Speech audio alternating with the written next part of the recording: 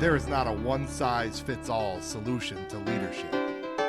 Discover your inspiration to lead by hearing from those who are in the trenches each day, leading themselves and leading others. We will learn about their unique leadership style and identify the shared qualities between those who do it tremendously well. Welcome to the Lead with Empower podcast.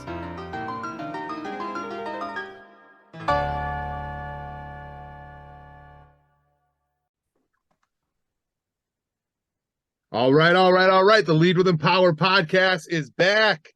February 2023 episode. We have Ron Davis, Ops Manager of Empower Leadership, Dan Jaskot, General Manager of Empower Leadership. We got an awesome set of topics. Excited to share some of the info about what's been going on with our programming over the about month and week of 2023. Get into a little bit of leadership content beyond that as well. So before we start though, Ron, how the heck is it going? How is it going?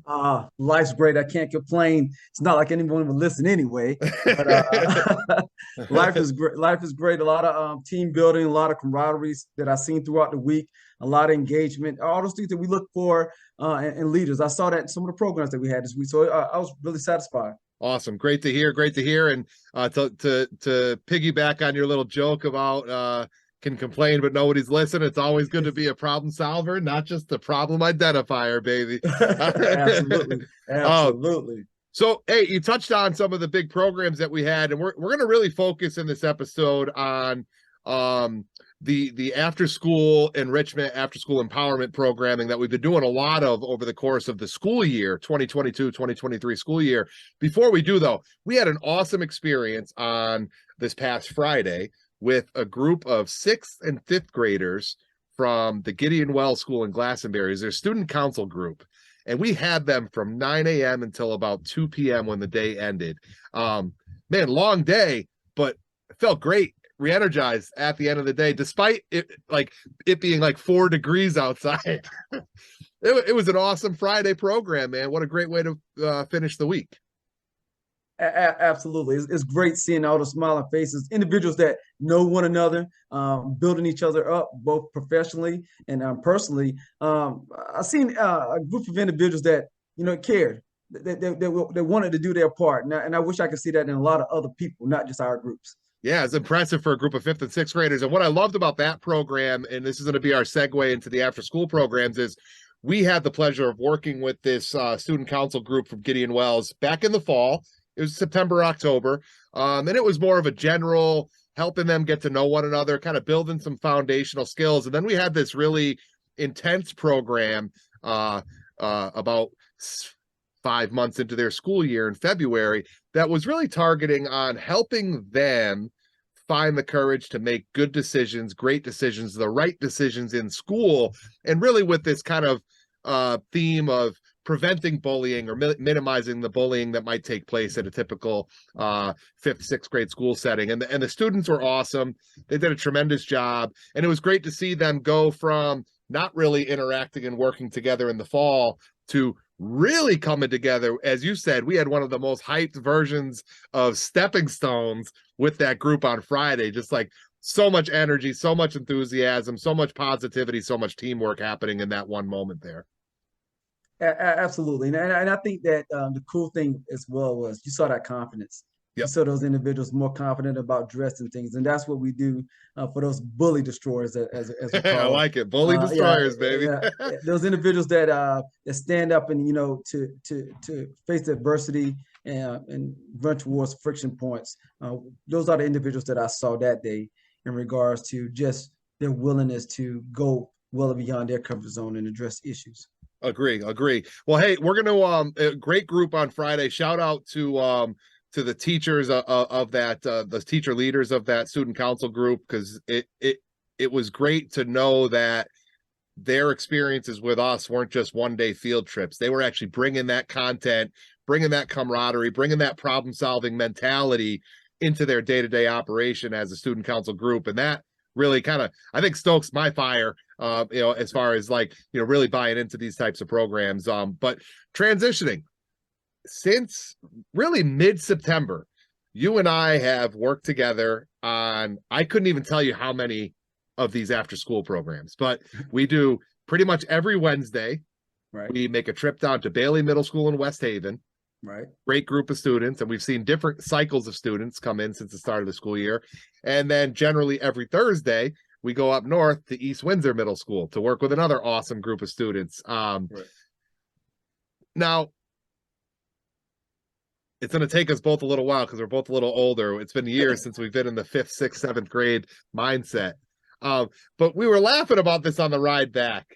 Like, if someone said to you, like, Ron, you got to participate in this after school program, wouldn't necessarily give you the warm and fuzzies. First thing I think about was, what did I do wrong? Am I slow, or what did I do that I need attention in the after school program? That's what I would have thought initially. So like thinking like, hey, I messed up behaviorally, or I'm really struggling with an academic class, like some negative some negative stimulus. Yeah, some negative connotation, stigmatize you. Something's bad. Something's off. Fortunate, and again, for me, I had to play it pretty close to the vest with behavior. And it was involved in a lot, sports, especially at the high school level. So, wasn't a lot of opportunities to be part of like these enrichment programs. And I don't even know how much of it, like an after school enrichment program, I don't even know if that was a thing back in like the late 80s, early 90s. And if it was, it wasn't like texted or emailed to us, because that wasn't a thing back then. What does after school detention count? Different type of enrichment. But what we're finding, correct me if I'm wrong, like we're in the middle of our 3rd of 5-week sessions in West Haven. We're at the tail end of our 2nd of 3 sessions at East Windsor Middle School. And what we're finding, it's not that. Like, these students that we've been working with aren't, coming to us because, they're an absolute disruption in class. They can't keep up academically. They're coming because it's been told to, like, they want to be part of like this social engagement. Talk a little bit, Ron, like you've been in the lead facilitator role for a lot of these programs.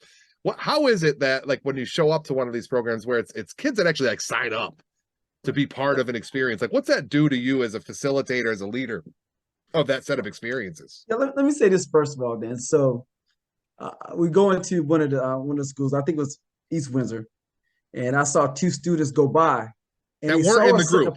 That weren't in the current group. They were not in the current group. They were not in the current group. And they saw the activities that was going on, and they saw how these students were, getting after one another, encouraging one another, building that synergy, all those things that we teach. And a lot of individuals think it's like, it's not real. Some, it's crazy. So the 2 students go to one another. They said, I want to be in that program. And the other girl looked at it and said, no, you don't deserve to be in that program. You have to earn that. And I was like, wow. Because what she saw was individuals in there that was doing the right things. Yep. That was willing to sit there and push themselves to the point where they could take lead roles. Yep. So these after school programs that we've been to, what it done for me and what it showed me is that individuals can't be placed in a box. A certain word, a certain theme can be placed in a box, and that box is negative. Yep. And those 2 students that I listened to have that conversation just captured that. It made me realize that what we were doing and what the students feel like was being done for them was something that it wasn't anything negative. Yep. And that's, I think, 2 of the things that always stick out to me too. One, on that same day as we were setting up, it might have been 2 different students, but it was, hey, Mr. Ron, how's it going? Right. Hey, Mr. Dan, how's it going? So like, there's a connection that is developed over the course of multiple programs, which is really cool. It's like, for a student who we only see maybe 5 or 6 times a year for like an hour and a half at a time, it's nice. Like, when they come by and seek you out to say hello, you're like, all right, there was probably a little bit of a positive impact right there. Like that could be that little extra motivation at the end of the day for this current group that we're working in front of. And that happened that same day. I saw a bunch of kids go by like, Mr. Ron, what's up? How's it going?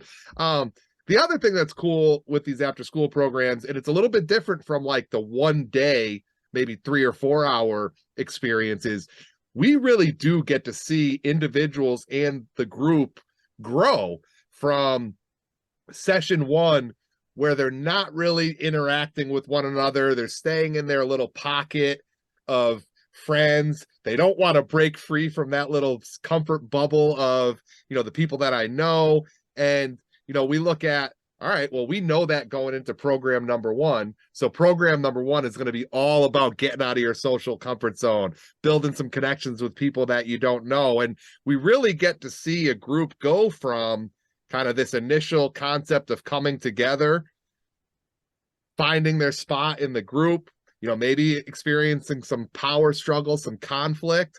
But we do get to see a group develop over the course of these multiple sessions. How does that, from a facilitator standpoint, how does that impact how you pick and design, hey, it's week 2, these are the activities we're doing, and this is why we're doing them? Like, how does that impact those decisions that you have to make as a programmer, as a facilitator, Ron? Absolutely. So, we got to start with why. And every week that we go to a program, the first thing that we do is with participants is ask them, teach them the levels of leadership. Yep. 3 levels of leadership that we talk about. Level 1, accountability of self. Level 2, accountability of others. And then you can get to level 3 in regards to building synergy, team building, and everything like that. So that's our first day. And once they understand that and they tell me that they got it, some of them are young, they tell me that they got it. And I got a strong North Carolinian accent. They may not get it the first or second time. But with that being said, so once they can show me that they can hold themselves accountable, that's when we throw in a game like In Plain Sight, where it's just you. It's just you dealing with you, overcoming your fears and your frustration with yourself. And then once they show me that they can get past level 1 or they're ready to receive level 2, then that's how we move up to level 2. And when we talk about level 3, I talked to a participant before I even going to the next week that, are we ready to move forward? Yep. Are we willing to show all of us collectively those things that we need to do in level 1 and 2 to be able to do that team building in 3 without falling back on, not even holding yourself accountable. Yep. But once we got that, and I know that, we can build an activity that's going to either elevate them past level 1 or get them to level 1, then we move forward to that additional level. But again, that's them demonstrating those things to me. And oftentimes it may not be the first or second try, maybe the third try. But again, for each individual, we've reached at a different time and speed and phase of their life. Absolutely. And then we also, considering if we're working with a group of students, say 20 middle school students, and we're going to see them 5 times, right? We know in session 1, we can't come out swinging with that In Plain Sight, which is a really heavy individual problem solving. It could be really uncomfortable for participants at times.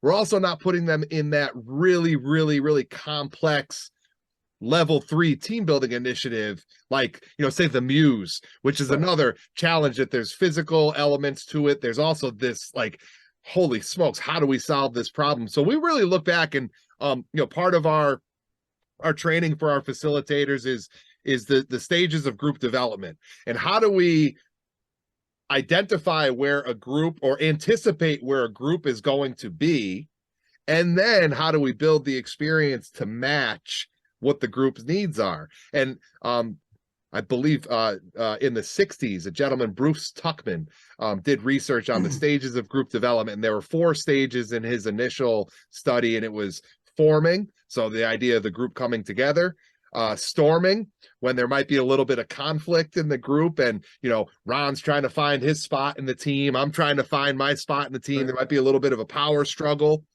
And then we move on to the norming stage, which is where everybody kind of accepts and feels really confident and comfortable and ready to contribute in their role.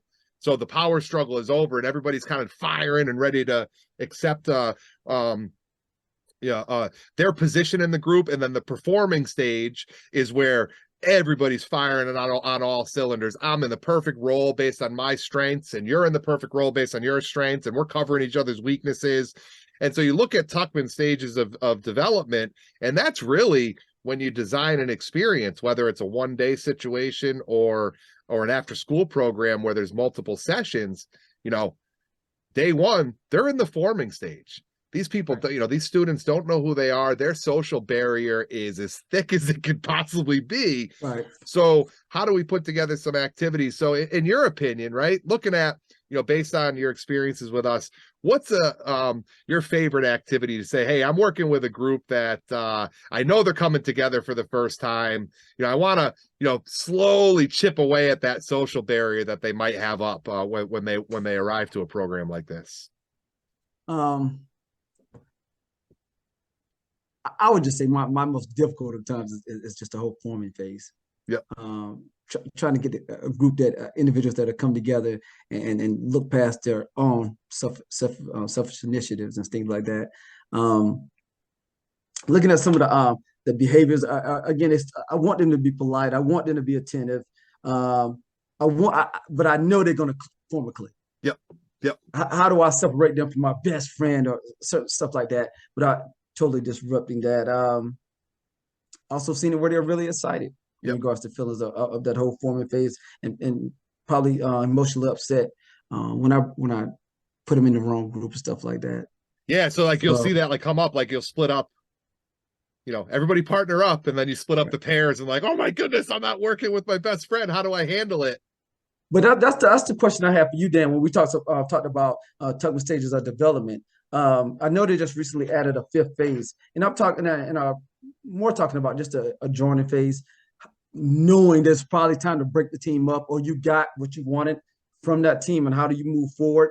What are your thoughts? Have you ever had to decide, what, I formed these 2 groups of teams, what, it's probably better to remove this individual or just blow the whole team up, not to aggravate anyone? It's always, and there's no, before I answer, and there's no blueprint, there's no one way, here's the solution. It's a lot of feel thing, and it's really, I think, being aware of where the group is at. And we're going back to Tuckman, it's not a linear, you start and then you're through the forming phase, and then you're automatically moving on. A group will bounce back and forth depending on the conditions that they're put in, right? So we might see a group that's super high performing for 3 out of the first 3 sessions. Right. In the 4th session, we up the intensity, we get that water boiling even more. Right. And you see them going back from, hey, they were really performing, now they're storming again. Now they're starting to be some conflict, and they're starting to be unsure of where they fit in. So I think, as a facilitator, it's always important to, 1, know or anticipate where the group is at. 2, introduce some sort of situation where it forces them back into moments of struggle and conflict, because the only way you get better is by experiencing those struggles or that struggle or that conflict. And you've heard me say it before, hey, get the water boiling, but don't let it boil over.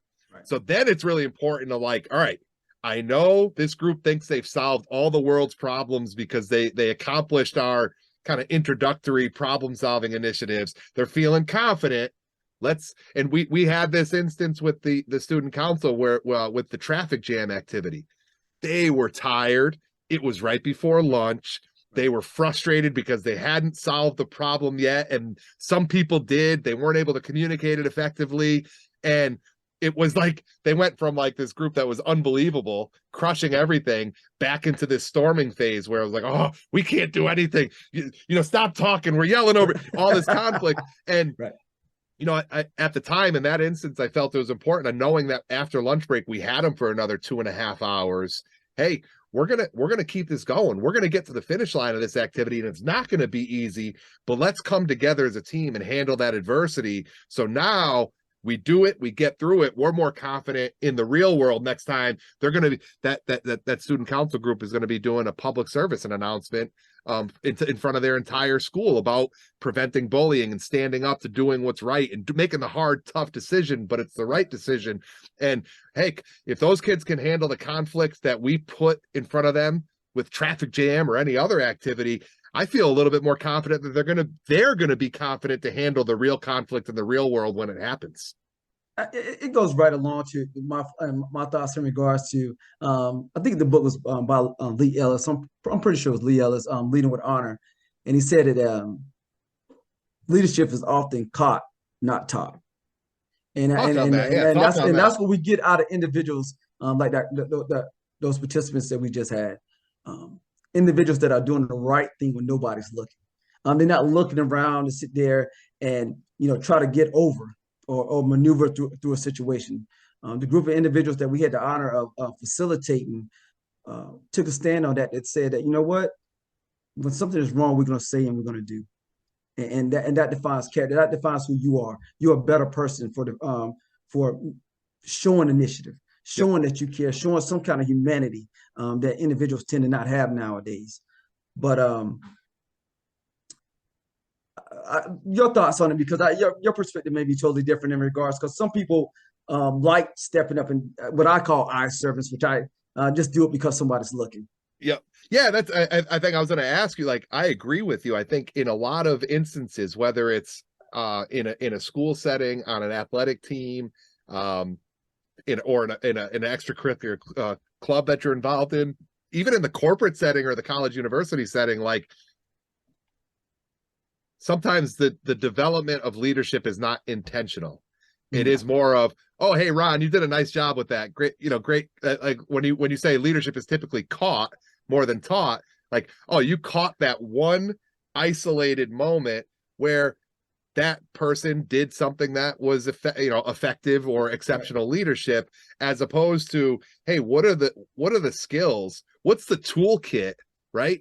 We can help this athlete or this student or this new team member to our company. What is this toolkit that we can provide them with, that we can teach them, that we'll catch it all the time? Like, we'll be catching effective leadership all the time, not just in an isolated moment. So I guess in your mind, how does a leader, right? Because, and you say this all the time, our responsibility is to develop new leaders, right? Right. Absolutely. So number one responsibility, how do we do that then? Not by just seeking out the moment when, oh, so nice of you to sit next to so-and-so when they weren't, because that's just catching it, not teaching it. What is a bit of advice that you might have for somebody to say, hey, here's how you can, make leadership more intentional, make positive leadership more intentional, not just something that you like high five a kid about, at the end of a program. Right. It's funny because I think about so many things. My mind just blows up. So when we talk about leadership being often caught, not taught, it's not always positive. You have negative actions that individuals say, you know what, I'm not going to lead in that way. Yep. I'm not going to do those things. Even in your mind, you're thinking that you're doing the right things. It may not be the right things or not in line with everybody else's thoughts. So that I want to point that out. When leadership is caught, it may be negative attributes as well as positive attributes. When we did this the recent program, and I'm not gonna say no names because I've swayed. Yeah. One of the first times I asked a group, I said, who wants to be a leader with the student council? So who wants to be a leader for this activity? First time that I ever seen it through my year of being at the power, that everybody raised their hand. And that is unique. And what I mean by that, so often we put individuals in groups and we say, who wants to be the leader? And this individual run out. You see it will run out, and then he'll look at you and say, how do you play the game? Yeah. Just explained it. But you want to lead you want people to follow you where you don't know the game, so therefore you can't develop a plan. Yeah. You can't develop a course of action for you to execute for you or your team. So who would want to follow you, Dan? That's the question. It's a tough sell. Right. So that's when I most often ask individuals, I said, as you've been the leader, where do you place yourself in the formation? Are you in the front? Are you in the back? Or are you in the rear? What I try to get individuals to quickly understand is that it's where the friction point is. That's where you want to place yourself. Or how can you better your team by what do you need to do to place yourself amongst your teams to make them and yourself better. Yeah, I love it. And I think that's identifying the friction point or the critical point, whatever it might be, is a great spot. But I think also when you look at teaching leadership, I think it's important to teach, like, hey, you don't need to always be the one with the loudest voice calling the shots to be considered a leader, right? A leader might be the quiet one that is just every single time, reliable, dependable, doing what they're supposed to do, when they're supposed to do it, how they're supposed to do it. And that's their leadership contribution to that team that they're in is, you know what, I'm going to be the most dependent. You're never going to have to question if I'm going to be where I'm supposed to be on time. Like, I'm going to be that dependable clockwork individual. I might need a mouthpiece, right? I might need somebody that has that, maybe that juice, that excitement, that energy, that enthusiasm to grab attention. But my kind of role in our team is going to be this. And so just teaching students or athletes or employees, whatever it might be, is, leadership's not volume. I'm not just going to look for the person who's loud and who can, get everybody to stop talking for a second, because it's really what happens after that moment when you have everybody's attention that's defining like how effectively you are going to be able to lead the group in that instance. Yeah, it's just like a conversation that you had. And I heard you talk to a group of participants.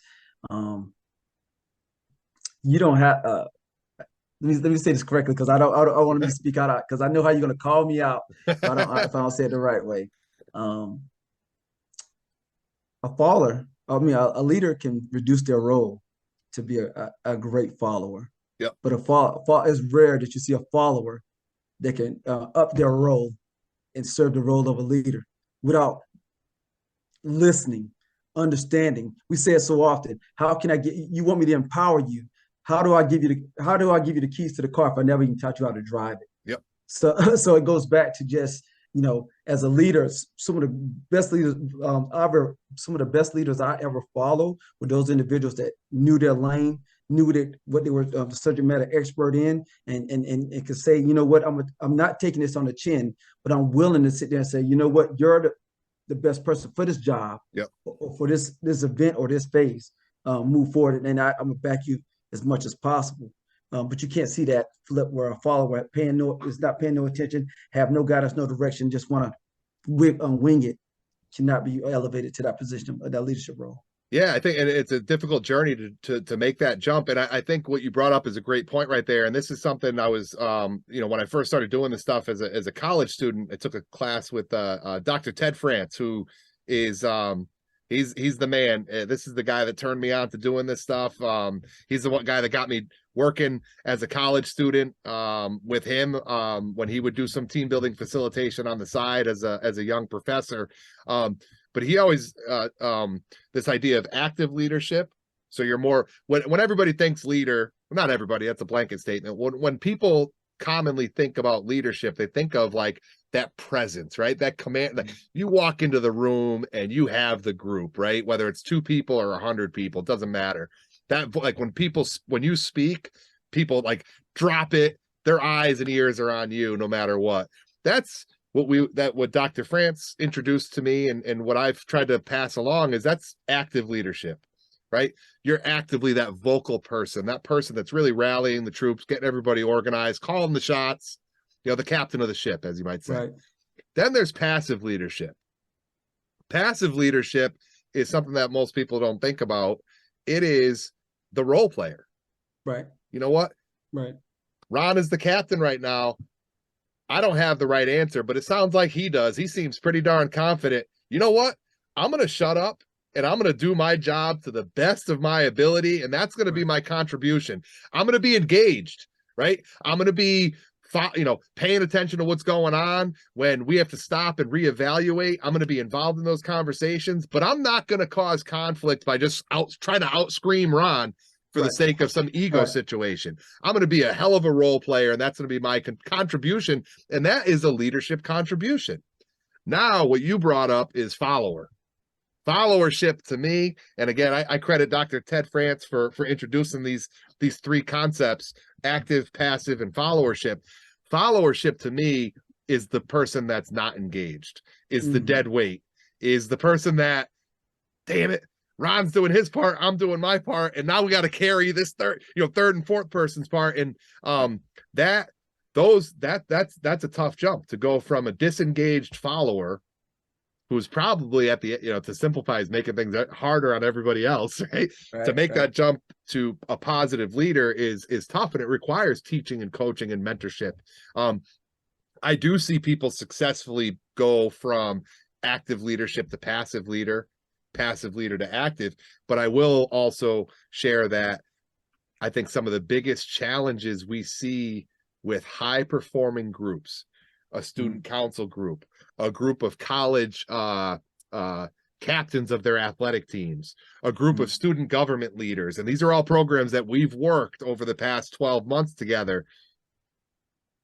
Sometimes the challenge is no one is willing to step back from their active leadership position and be that good passive leader, that good role player.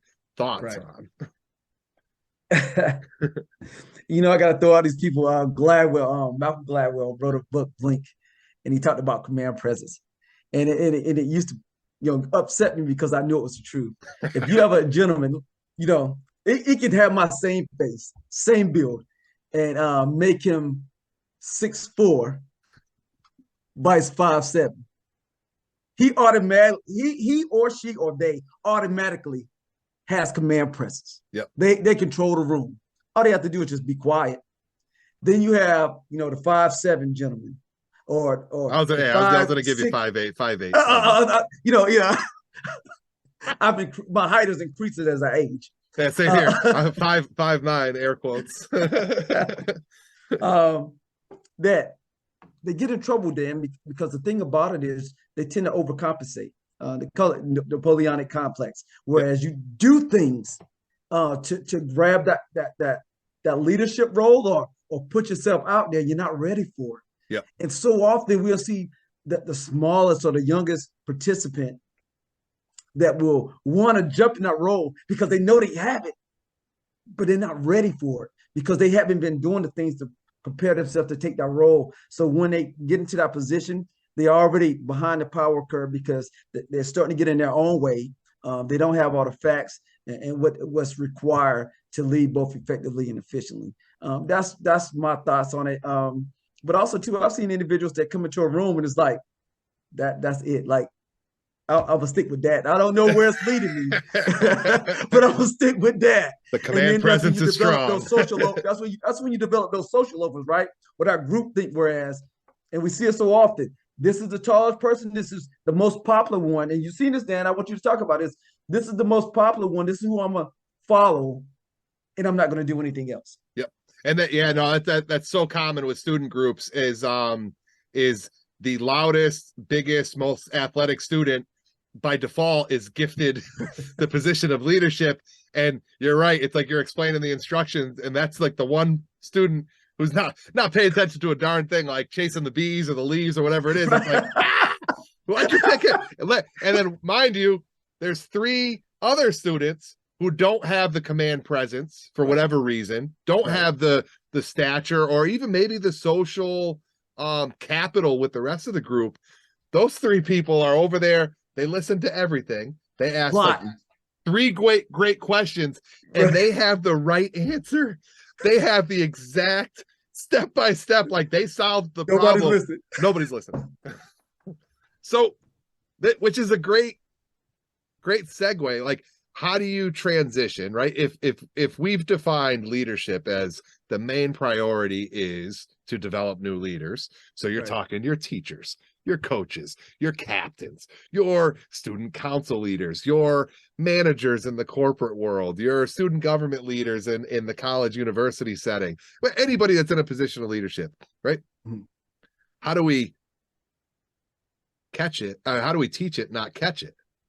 Right. So that's when you're starting to look at, in that instance of the group of students who default go to the leadership aura of the best athlete in the school or whatever it is, and just steamroll over these 3 or 4 students who are quietly just plotting the perfect solution to said problem. I think as a leader, it's important to be aware of that dynamic. It goes back to Tuckman stages of group development. If you can estimate, anticipate, and even I'm always cautious about assuming things, but you have to, as a leader, you have to assume with your a full wide lens. Like, all right, this is the first time this group is coming together. I'm going to assume that they're going to be in the forming stage, that they're not going to be comfortable getting out of their social norms. They're not going to be comfortable sharing anything more than maybe like their name and what grade they're in, right? Or where they're from or whatever it might be. And then it's my job as the leader to provide experiences that break away from that. Forming stage, it's, hey, let's do an icebreaker that starts off with everybody saying something simple about themselves, name and how old they are. And by the end of it, they're sharing maybe their biggest fear, or something that they're really confident in, or, you know, whatever it might, or someone that they trust and why. I look at the handshake mixer, which is one of our staple activities. Everybody partner up. Well, everybody's going to go to number one on their friend list, and they're going to do a boring, basic handshake. By the 8th partner of the game, everybody's like, I don't even know where I am on my friend list, and I have to do a hip bump / do-si-do with this stranger. Oh my! But then you look around like, but no one's watching me. I'm not being singled out. Everybody's doing it. And that's, you know, how you chip away at the comfort level in the forming stage. If a group is in that norming performing stage, it's time to up the intensity, right? It's time to provide them with a scenario or a situation that is going to turn up the temperature, boil the water a little bit. More complex initiative. Let's get them back into this environment where they're struggling. There's